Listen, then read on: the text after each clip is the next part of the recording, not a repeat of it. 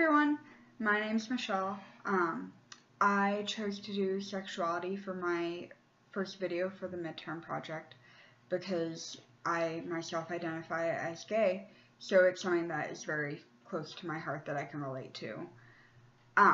When I first read the article by Gail Rubin, the scene about the school teacher in Idaho just literally dropping everything from fear of losing his entire life and just losing everything just struck me as insane.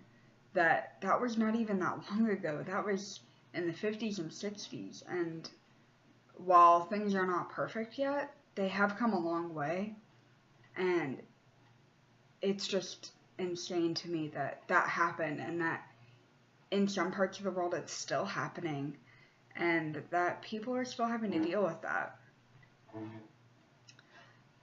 With my own story, though, which I've decided to talk about for this video, when I first realized and accepted that I was gay, I had a really hard time with being okay with it. And it wasn't that I had anything against the gay community, I just never knew anything about the LGBT community to begin with. Where I grew up in Mesa, Arizona, it wasn't something that anyone talked about. So it was something I fought really hard against, and I was okay with other people doing it, but when it was me, I just was really scared about what would happen and what my parents would think and just what my community would think. It was a huge deal for me in my own little bubble. But I mean, my parents were okay with it, and those that mattered in my life were okay with it, so it was alright. But in my own mind, I still had this struggle for a while, and I think in some parts of my life I still feel the struggle happening. But I'll go back to the beginning.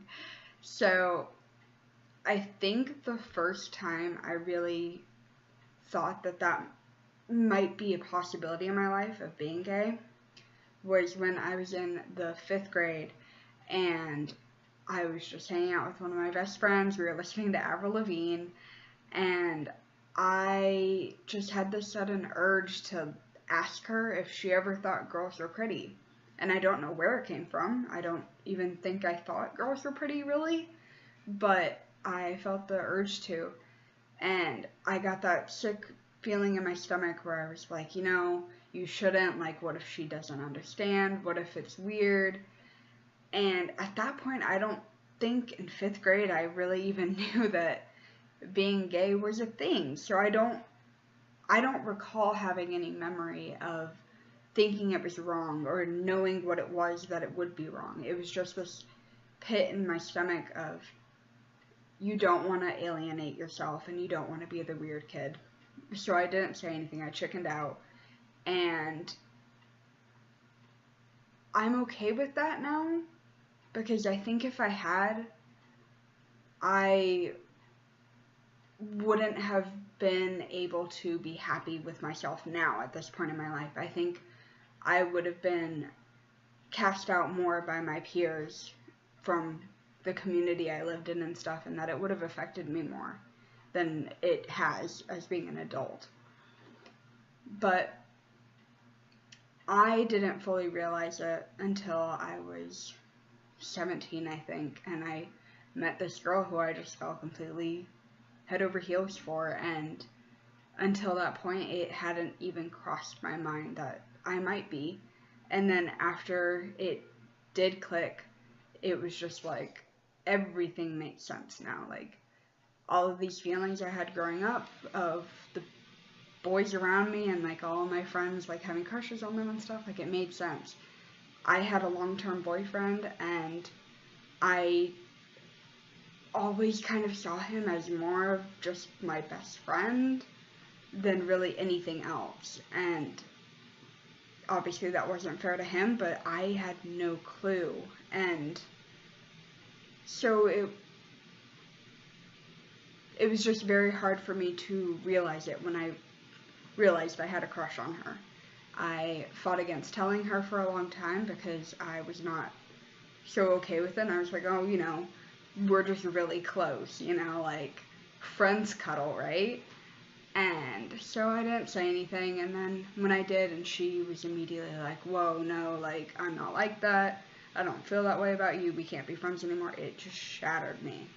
And she eventually came to her senses, I guess, and we got together, and we've been together since then. It's been 5 years now, but it was just the initial shock of it, and she had never had feelings for a girl before either, and so it was really different for both of us, but it felt right, at least for me, and obviously I would hope for her since it's been so long now, but we put off telling our parents for fear of, what if we change our minds? What if we realize that this is just a passing thing, like what if it is a phase? And so we didn't tell anyone, and we waited about 5 months to tell anyone, and when we did, our parents were all fine with it. They were mad that we had lied to them for 5-6 months, but they were okay with us being together, and so that was really important. But I still, when we would go out in public, just always had this fear of people where we lived, like, watching us or, like, saying something, which it never really happened until college when one guy asked us to make out or whatever, but it was something that was just always there that scared me. I heard so many horror stories, and we read them in the Gail Rubin article, of these people just having this hatred and attacking because of it. And so that fear had been instilled into me from reading articles and from hearing all these horror stories and stuff, and really in my own life not having a role model who was part of the LGBT community, who could relate to my life or relate to my fears and what I was going through.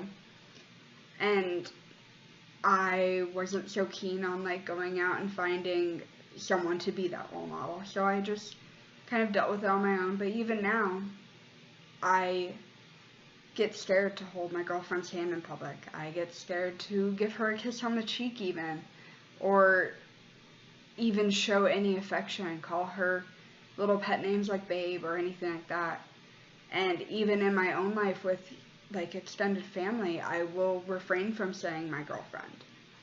And it's really not so much as for their sake as for mine, of being scared of that rejection and being scared of that hatred coming towards me and just not feeling like I can deal with it. And I feel like because of the past of what has happened with the LGBT community and the way people have reacted to it for centuries, it's an instilled fear in people of being different and of being cast aside and not having your family accept you. I was lucky enough to have my family accept me, and it just has taken me longer to accept myself.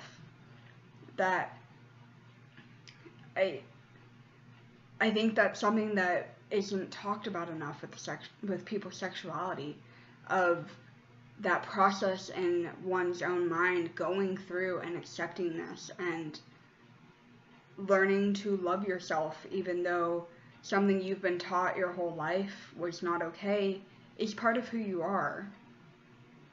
But I think it just takes time, and it takes learning that we are moving forward in some ways in the world and in our country and in our own homes, and people are changing their minds about things, and they're learning, and they're not being so ignorant, that it is getting better, and it will hopefully continue to get better in some ways, at least, for people who are younger than me, for people who are older than me, and not just in sexuality, but in all aspects of race and gender and class and everything, that it needs to continue to get better.